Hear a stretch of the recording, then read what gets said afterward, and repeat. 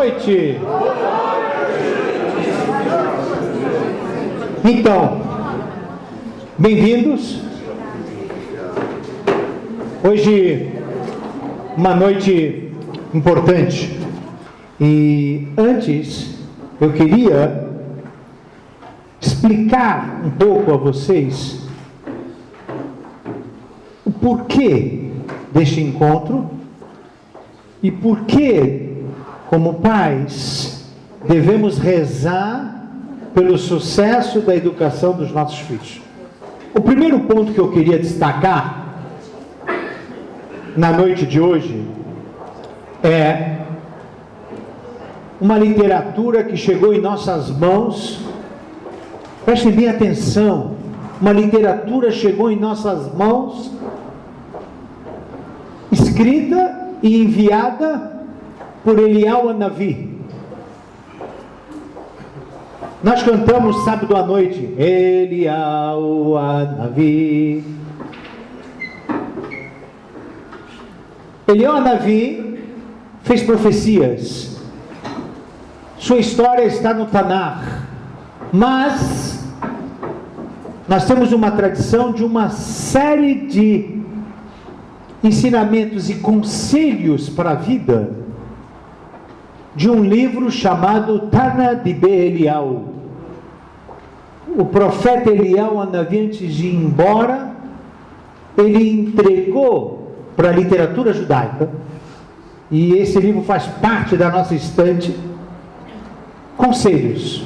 Entre os conselhos, ele cita que na época dele havia uma família, um pai, um Kohen. Esse Kohen tinha 6 filhos homens e 4 filhas mulheres. E Eliyahu Hanavi dizia que ele era Kohen, trabalhava no templo em Jerusalém. Eliyahu Hanavi disse: este homem rezava todos os dias para a educação dos seus filhos. Todos os dias. Então, o livro Tana Dibe Eliyahu, esse livro que Eliyahu Hanavi nos brindou, e faz parte da estante da literatura clássica do judaísmo, nos ensina que uma família que chamou a atenção e mereceu destaque do profeta Eliyahu, rezava para a educação dos seus filhos. E aí eu quero citar 2 grandes personagens da literatura judaica Ashkenazi. O primeiro deles, Rabbi Israel Meir HaKohen, ele era o Hafetz Haim, conhecido. Disse que a mãe dele tinha em suas mãos um livro Teilim, Salmos. A mãe dele sempre andava com os Salmos, rezava. Depois de muitos anos, 120, a mãe faleceu. As famílias foram visitar os amigos, o filho que estava de luto. E aí arrumaram a casa da mãe, encontraram os Salmos e falaram para o filho: aqui está os Salmos da sua mãe. Quando ele pegou o Salmo, ele falou, e essa frase ficou eternizada. Disse: vocês estão vendo esse livrinho? Você não sabe quantas lágrimas minha mãe derramou neste livro. E, ato contínuo, outro rabino expoente da literatura Ashkenazi, Rabino Moshe Sofer, conhecido como Hatam Sofer, conta que quando ele ficou velhinho, pediu para o filho dele, Rabbi Avraham Sofer, falou: você poderia, por favor, me substituir nas aulas? Papai já não tem mais força. O filho falou: tá bom, papai, se você não tem mais força, eu estou pronto. Quando ele foi dar a primeira aula, as pessoas ficaram um pouco em dúvida, ele era muito jovem. E aí aconteceu que ele deu uma grande aula. O pessoal da Yeshiva, quando acabou a aula, foi todo mundo visitar o pai dele para dar notícia que a aula foi brilhante. Chegou no pai, falou para ele: Rebi Moshe, o seu filho Abraham, fantástico. A aula, fantástico. Aí ele virou, falou: você não sabe quantos chapéus de lágrima eu derramei para que ele fosse isso que vocês estão vendo. O que une as histórias é um tema muito interessante. Esses personagens fizeram tudo racionalmente certo. O pai colocou provavelmente em grandes escolas, viu? Acreditem. O pai deu atenção, a mãe deu atenção. Eu fico fazendo projeções, nós, pais modernos, escolhemos as melhores escolas, pensamos o que os nossos filhos precisam saber, o que os nossos filhos precisam fazer. Então, nas melhores escolas, fazem inglês, natação, esgrima, mandarim, sei lá mais o que vocês quiserem. Natação, francês, alemão, o que vocês quiserem. Tudo certo. Esses grandes mestres fizeram tudo certo. E quando foram elogiar os filhos dele, eu esperava, não, eu botei ele numa grande escola. O sucesso está aqui. Eu me dediquei, eu dei duro nos meus filhos. Interessante que eles não eternizaram isso. Eles eternizaram, derramei muitas lágrimas, rezei muito. Minha mãe, nesse livro, está cheio de lágrimas da minha mãe. Por isso, o resultado foi esse. E eu me acostumei como estudante, quando eu estudo, eu interpreto bem o que eu estou lendo. A mensagem é clara. Eles fizeram tudo certo. Em nenhum momento acreditaram ao tudo certo que pode ter sido feito por eles como o maior responsável pelo sucesso dos seus filhos. Isso é muito interessante. E afinal de contas é dos grandes homens que aprendemos.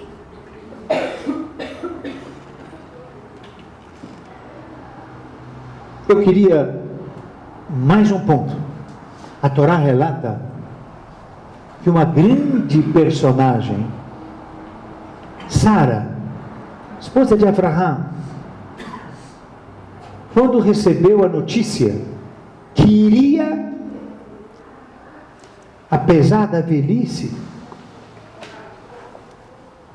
ganhar um filho, está escrito Vatishak Sara Bekirba. Sara riu, falou: impossível. Fiz exame no Einstein. Tem como? Impossível. Falei com o doutor Carlos. Impossível.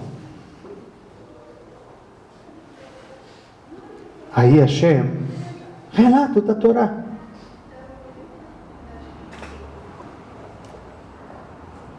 Falou para Abraham: mas essa Hakazará, por que a Sara está rindo?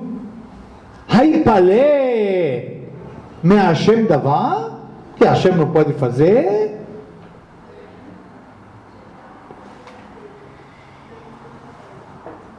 Sara aprendeu.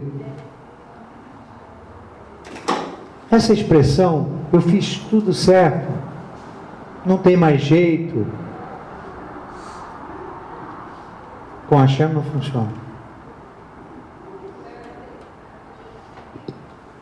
Saindo um pouco do papel de pai e indo para o papel de professor, que sou um professor, A gente às vezes olha um aluno e às vezes ouve, não tem mais jeito, esse não tem jeito. Aí eu lembro, aí Palê, né, a gente tava, por quê? É impossível. Aqui tem um ponto. E vocês vão ver por que eu estou citando isso. É para que a gente reze com mais emoção quando levantarmos para rezar. Abraham e Sara rezaram muito, como pais. Mas olha o que a Torá conta. Que Abraham teve 2 filhos. Um com a Sara e um com Agar. Certo? Com Agar, Abraham teve um filho chamado Ismael. A Torá diz que Ismael era Pere Adam. Pere Adam em hebraico significa que ele era selvagem, malcriado, agressivo. Pere Adam. Abraham e Sara tiveram Yitzhak. Gentleman, um lord. Qual a diferença entre Abraham, Hagar, Ismael, Abraham, Sara e Yitzhak? Disseram nossos sábios, para ter um Ismael, não precisa rezar. Mas para ter um Yitzhak, precisa rezar. E rezar muito. Se a gente não reza, temos a possibilidade de ter um Ismael. Se a gente reza e muito, aumentam-se as possibilidades de ter um Yitzhak dentro de casa. Está muito claro. Ou vocês acham que Abraham e Agar não fizeram tudo certo? Abraham e Sara fizeram tudo certo também. Não rezamos? Sim, rezamos. Isso é uma mensagem da Torá. Eu queria ainda, a título de introdução, refletir com vocês o que disseram nossos sábios no Talmud. Por que as nossas matriarcas vieram na nossa história, todas elas estéreis, não podendo gerar filho de no primeiro momento?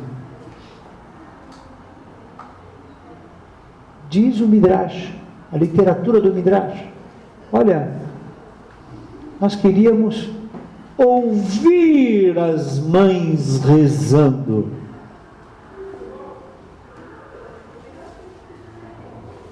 Sara rezou, Rivka rezou, Rachel rezou.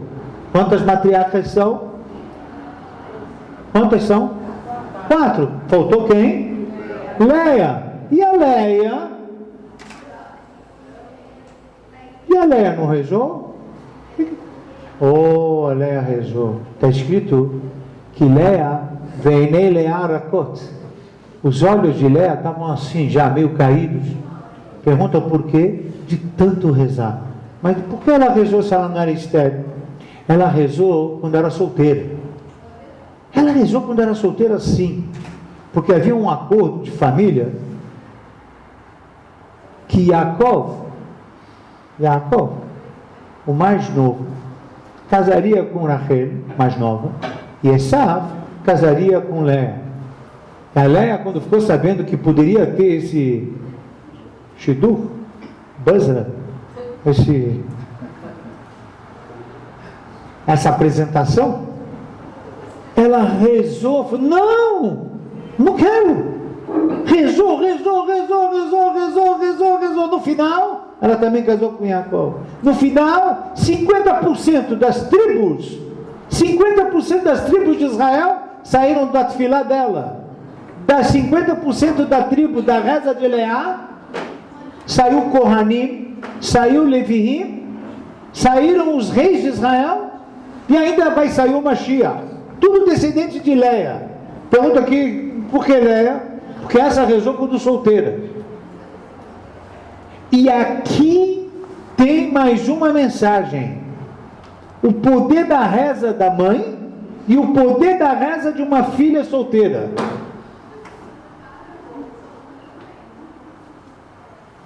Poder da reza.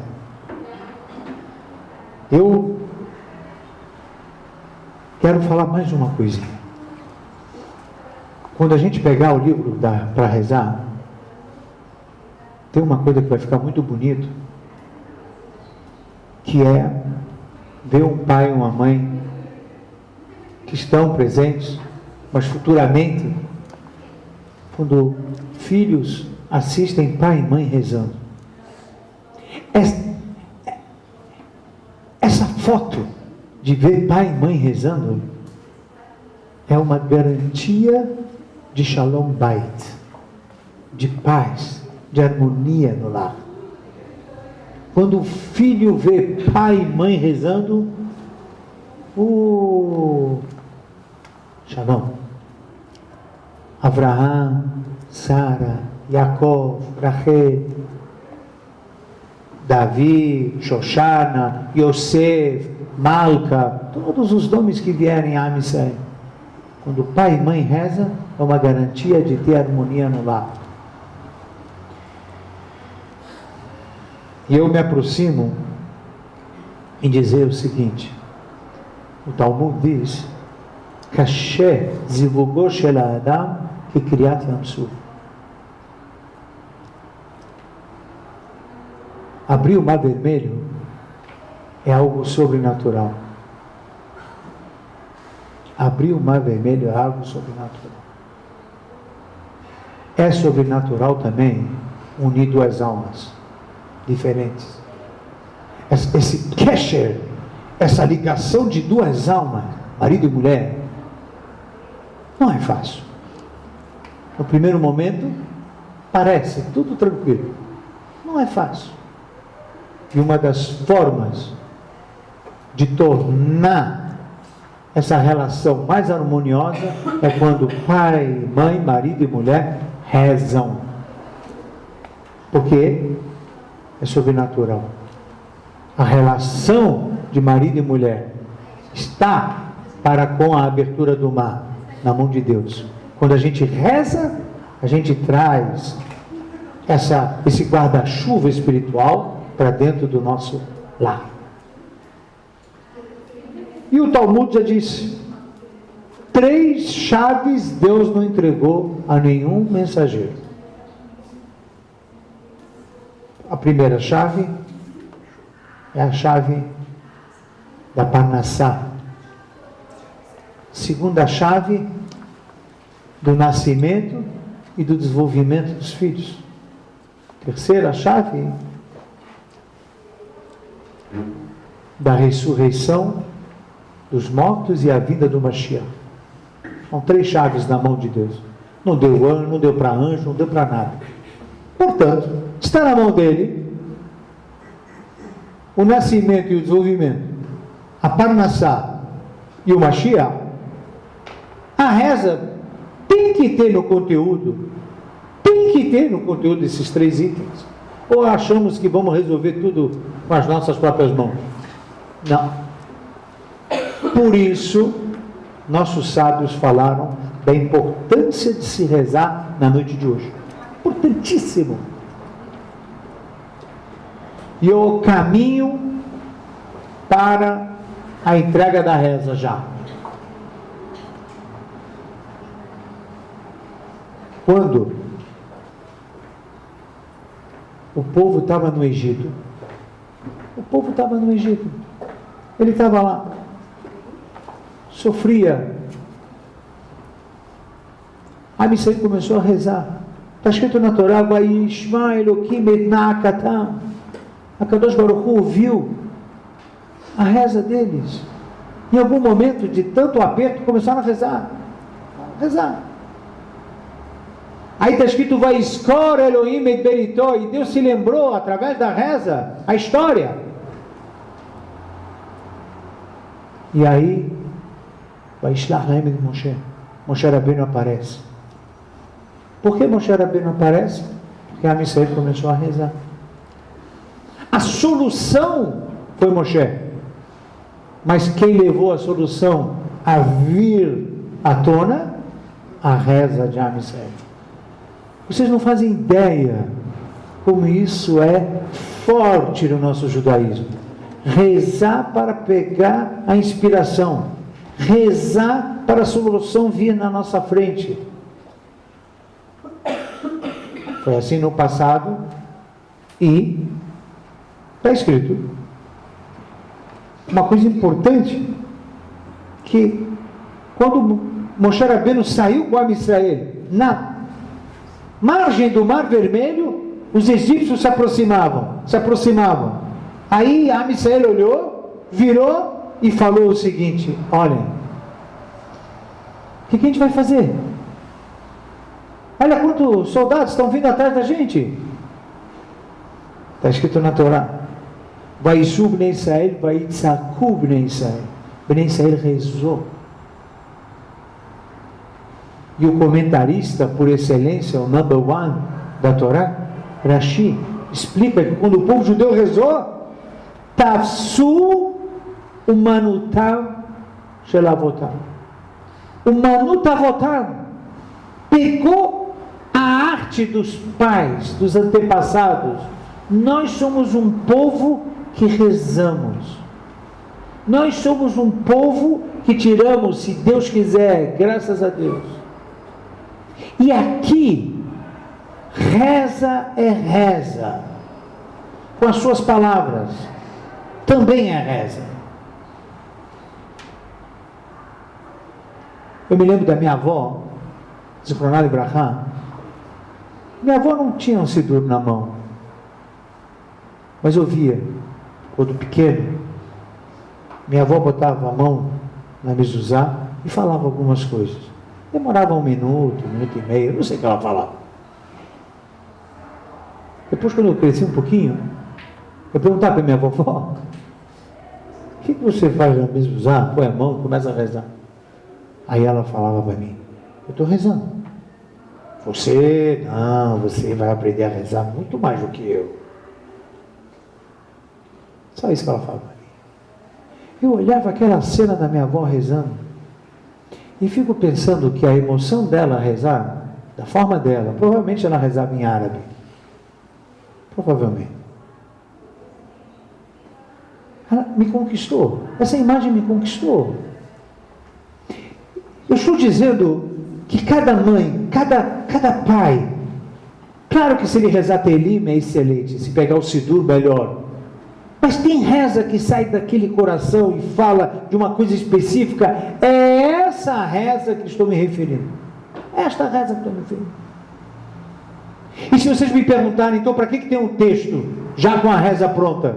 Porque a gente não tem esse lampejo de emoção todo dia. Imagina, todo dia você vai estar inspirado. Todo dia você vai falar de forma organizada. Você vai colocar teu coração para fora. Não é sempre. Então, todo dia você reza esse texto, vai fazendo treinamento, para que, de tanto treinar, a emoção vai sair.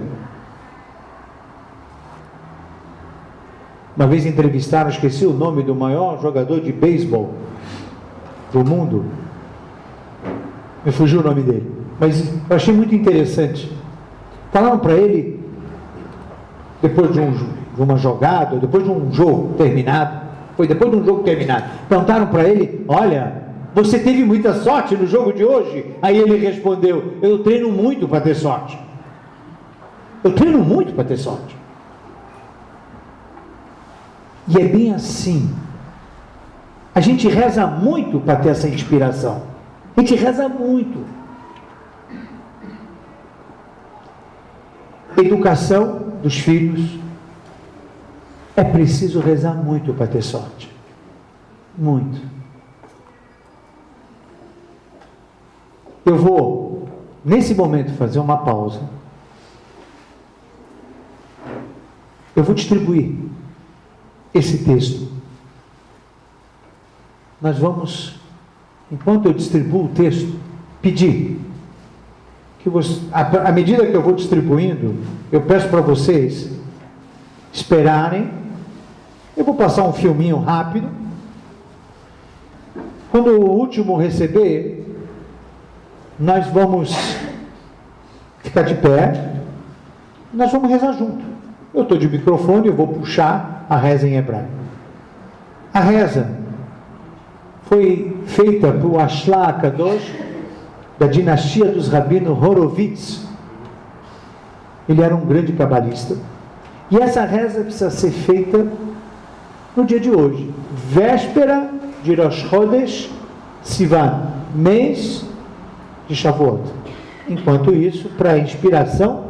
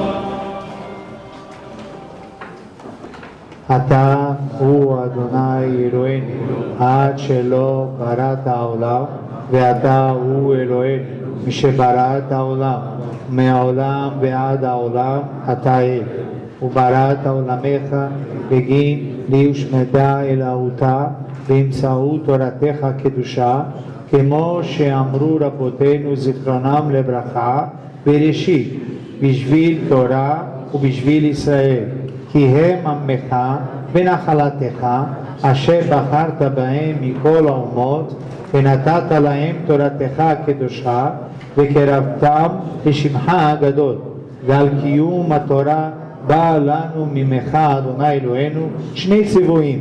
כתבת בתורתך פרו ורבו, וכתבת בתורתך והלמדתם אותם את בניכם, והכוונה בשתיהם אחת, כי לא לתוהו בראת, כי אם לשבת, ולכבודה בראת, יצרת אף עשית, כדי שנהיה אנחנו וצאצאי כל עמך בית ישראל, יודעי שמך ולומדי תורתך. וכן אבוא אליך אדוני, מלך מלכי המלכים, ואפל תחינתי, ועיניי לך גלויות, שתחוננו ותשמע תפילתי, להזמין לי בנים ובנות, וגם הם יפרו וירבו, הם ובניהם ובני בניהם, עד סוף כל הדורות, לתכלית שהם ואני וענת כולנו יעסקו בתורתך הקדושה, ללמוד ולמד, לשמור ולעשות ולקיים את כל דברי תלמוד תורתך באהבה, והער עינינו בתורתך, ודבק ליבנו במצוותיך, לאהבה וליראה את שמך. אבינו אב הרחמן, תן לכולנו חיים ארוכים וברוכים, מי כמוך אב הרחמים, זוכר יצוריו לחיים ברחמים, זוכרנו לחיים נצחיים, כמו שהתפלל אברהם אבינו, לו יחיה לפניך, ופרשו רבותינו זיכרונם לברכה ביראתך.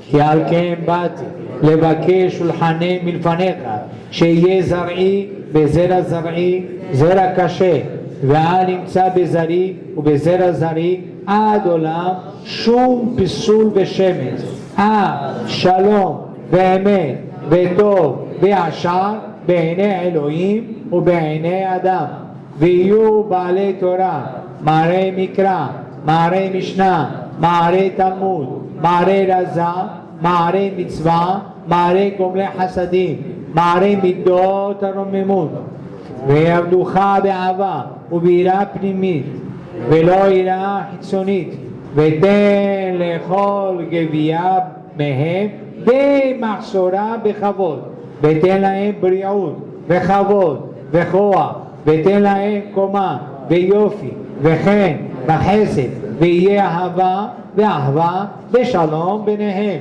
ותזמין להם זיווגים הגונים מזרע תלמידי חכמים ומזרע צדיקים, וגם הם זיווגם יהיו כמותם בכל אשר התפללתי עליהם, כי זיכרון אחד עולה לכאן ולכאן. אתה אדוני יודע כל תעלומות, ולפניך נגלו מצפוני ליבי, כי כוונתי בכל אלה למען שמך הגדול והקדוש, ולמען תורתך הקדושה. על כן ענני אדוני ענני בעבור אבות הקדושים אברהם, יצחק ויעקב, ובגלל אבות תושיע בנים להיות האגפים דומים לשרשם, ובעבור דוד עבדך רגל רביעי במרכבה, המשורר ברווח קודשך. שיר המעלות, אשר כל עיני אדוני ההולך בדרכיו, הגיע כפיך כתוכל, אשריך וטוב לה, אשתך כגפן פוריה בירכתי ביתך, בניך כשתלי זיתים סביב לשולחניך, הנה כי כן יבורך גאבר אראה אדוני, יברכך אדוני מציון, וראה בטוב ירושלים כל ימי חייך, וראה בנים לבניך, שלום על ישראל. אנא אדוני שומע תפילה, יקוים בי הפסוק, ואני זאת בריתי אותם, אמר אדוני רוחי אשר עליך ודברי אשר שמתי בפיך, לא ימושו מפיך ומפי זרעך ומפי זרע זרעך, אמר אדוני מעתה ועד עולם.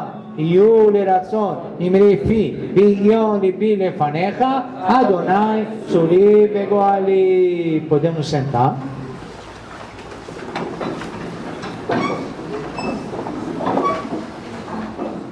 Deus queria entregar um grande tesouro para nós, que é a Torá. E aí, segundo a literatura, perguntou: quem vai ser a garantia desse tesouro?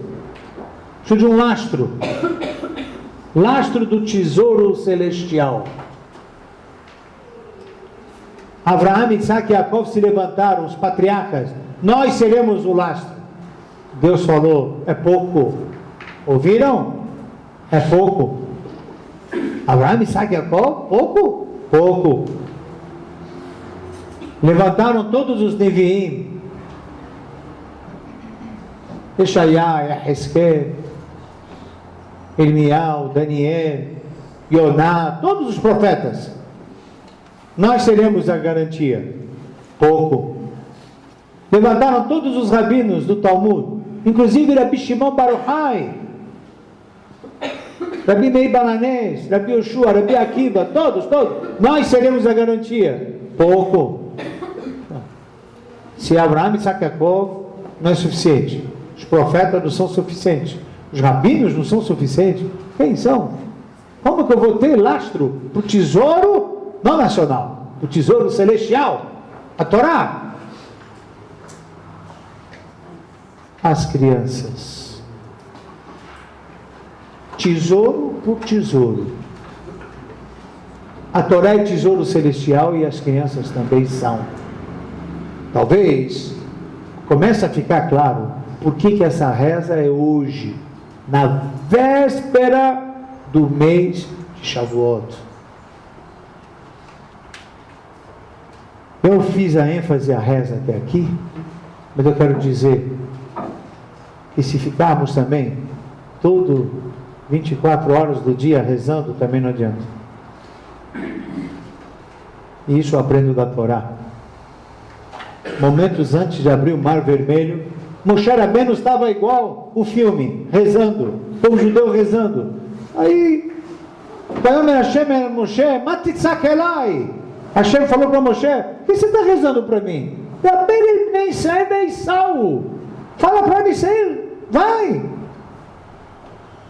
Diz Rashi, de novo, existe momento para reza, existe momento para sair para o trabalho. Educar precisa de trabalho, dá muito trabalho.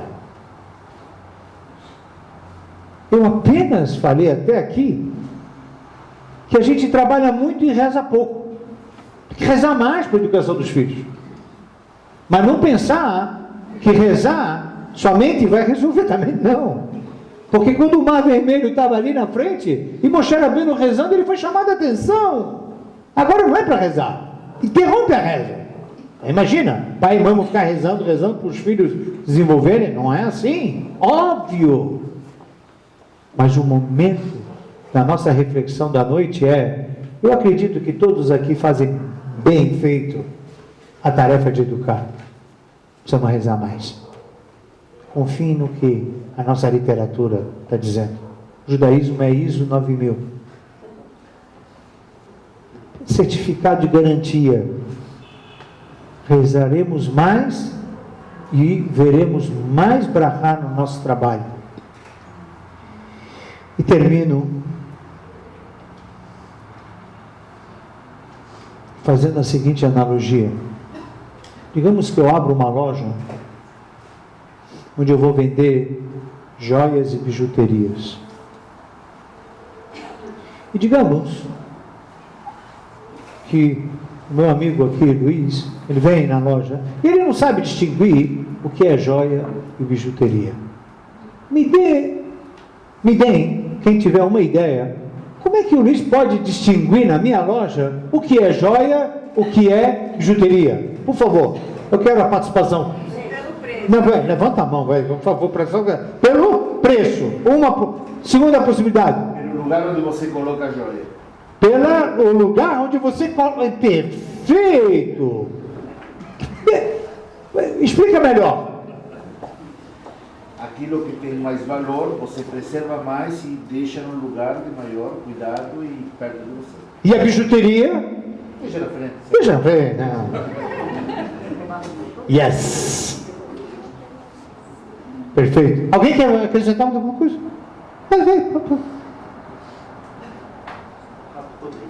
Hã? Tá. Isso é mais complicado. Peso. Todas as respostas ajudam a analogia. Nossos filhos são joias ou bijuteria? Todarabá. Então, o preço imensurável. lugar seguro, exposição mínima, porque é a joia. Bijuteria não faço, né? Para mexer, inclusive, viu? Bota para mexer. Aliás, vocês viram, às vezes eu passei num shopping, né? Aí quando eu gosto de algum, me atrevo a olhar alguma coisa na vitrine, aí eu quero olhar um relógio aí, esse está bonito, eu quero ver quanto é o preço, a etiqueta fica virada. Não é assim? A etiqueta fica virada. Falei, como é que é? Como é que eu acho que não é para nem perguntar. Isso é joia, né? Nossos filhos, joias. Será? Veja, nós rezamos. Eu tenho absoluta certeza que Deus vai ouvir todos os pedidos. Fala amém. Mas a gente precisa só voltar para casa hoje, falando assim, meus filhos são joias. Como é que está a exposição deles? Aonde vão? Aonde deixo eles? E com quem deixo eles? Porque se eu tenho um negócio de joia e bijuteria, eu preciso de alguém que entenda disso. Porque se eu colocar alguém para gerenciar a minha loja, que não entende nada, ele vai vender ouro por bijuteria, e bijuteria por pão, e eu vou à falência. Alguém precisa entender o que é joia. Quando eu entregar o meu filho, minha filha, eu quero saber se o gerente sabe que eu estou entregando ouro, preço imensurável. Eu quero ter certeza com quem entrego, e para quem, e aonde. Importante. Nossos filhos não são bijuteria, nossos filhos são joias. E se para joias nós sabemos, gente, sem nenhuma intenção de ser o Joaquim Barbosa. Que está na moda agora aí.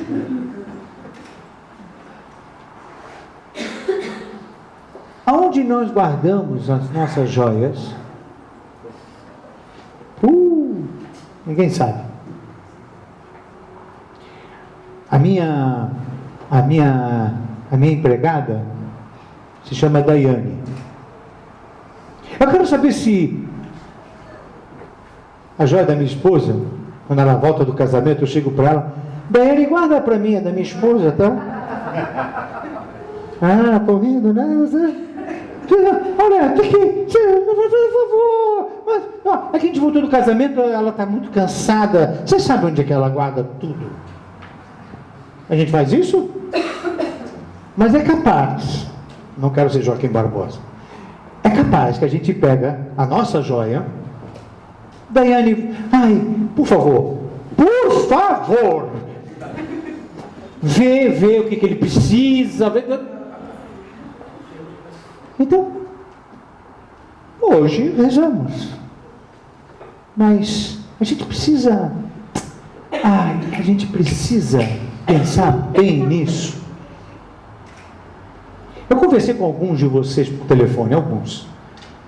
Ora com pais, ora com mães, alguns. Eu gostei muito de ouvir algumas mães ou alguns pais dizendo, olha, não sei se vou conseguir, porque eu tenho que ver com quem eu vou deixar meus filhos. Perfeito. É joia? Com quem eu vou deixar? Com quem eu vou deixar? Eu não podia falar muito, né, elogiar esse tipo de expressão que eu ouvi, porque senão não ia ter graça, ela vai ouvir agora. E as pessoas estão ouvindo o que eu estou falando agora. Mas é isso mesmo. Joias eu não entrego, mas às vezes a gente comete essa troca, sem querer, de bijuteria por joia. Atenção nisso. E termino de verdade agora, para a gente poder ter um tempo de bate-papo, fazendo um pedido. Eu não sei, eu tenho mais um pouco dessa reza aqui comigo. Se vocês tiverem alguém vocês vão encontrar amanhã. Pode ser irmã, amiga, prima, amigo, primo. Entreguem. Façam as pessoas rezarem. Façam as pessoas pensarem. Rabi Nachman de Breslev disse o seguinte: toda vez, palavras dele, hein, que eu percebo que falta algo na minha vida, constatei, ou que eu não rezei por isso, ou que eu rezei pouco por isso. Que bonito. Rabi Nachman de Breslev falou: olha, quando eu constatei que faltava algo na minha vida, percebi, eu constatei, ou que eu não rezei por aquilo, ou que eu rezei pouco por aquilo. O objetivo da noite era esse. Era encontrarmos,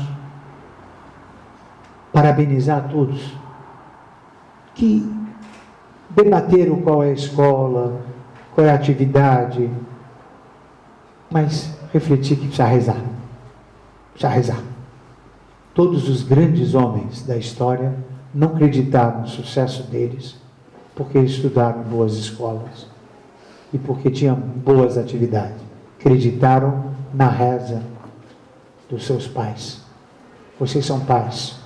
Continuem fazendo tudo o que vocês estão fazendo, mas comecem a rezar, se Deus quiser.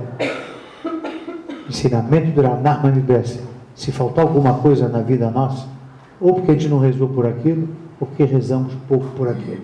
Absoluta certeza que Deus ouvirá todas as preces, e convido vocês agora para a gente desfrutar um pouco do sushi. Muito obrigado pela presença de vocês.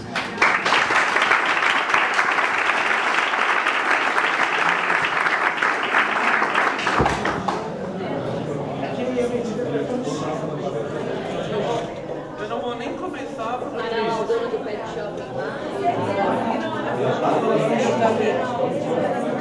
qualquer coisa minha cara não está.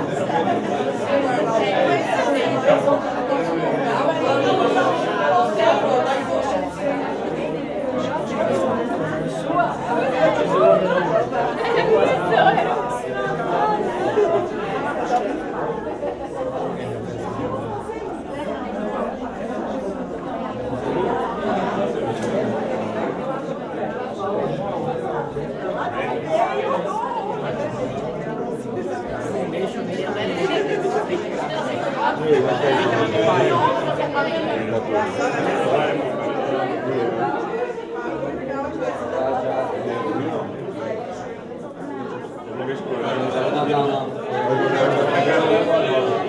A gente foi.